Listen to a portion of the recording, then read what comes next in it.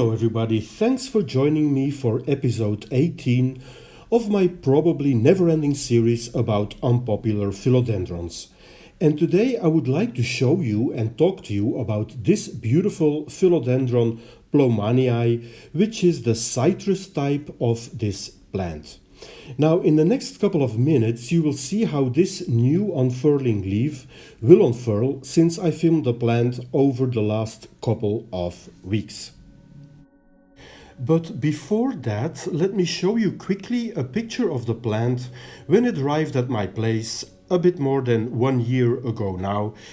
It came with 3 big healthy leaves and I paid $45 for it, but I think you can get it a bit cheaper now.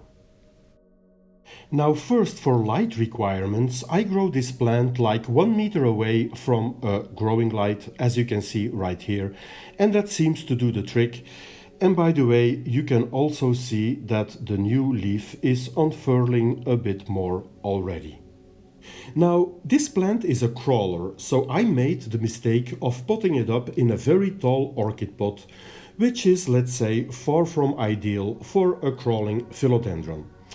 And here you can also see the newest leaf that is now completely unfurled, and it has this nice citrus color that it should have. Now watch closely why it was also a bad idea to use a very tall pot. Wait for it, and there it is. So this is not the first philodendron actually to punish me for doing something it doesn't like. And look how crooked it looks after that spectacular dive. I was fearing the worst, but look at it 1 week later.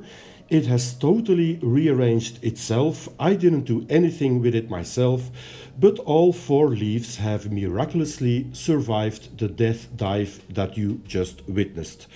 So that's how resilient Mother Nature can be. Now for watering requirements, I can tell you that I let this plant dry out completely before giving it another drink, and that seems to be the right way for this beautiful philodendron. Now obviously the main attraction of this plant is the gorgeous green, grey and citrus variegation on its leaves. And I want to show you how that leaf pattern is, at least in my opinion, actually very similar to the leaves of another philodendron, which is the philodendron sodiroi that you can see here on the left of the screen. I think that both leaf patterns on both plants are really quite similar. And by the way, if you want to know where the plant got its name, it's very simple. This plant is named after a famous botanist called Timothy Plowman.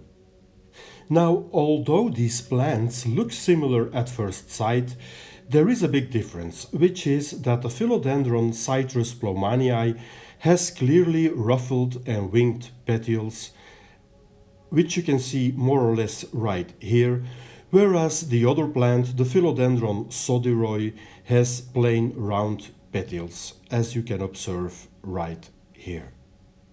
Finally, in my experience, the plowmanii doesn't need any high humidity to thrive.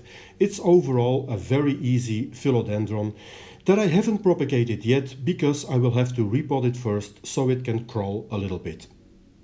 Okay, that's all I have for this unpopular philodendron. If you enjoyed the video, please consider liking it and subscribing to my channel. There will be many more episodes of this ongoing series. I wish you a very nice day. Hope to see you soon. Bye bye.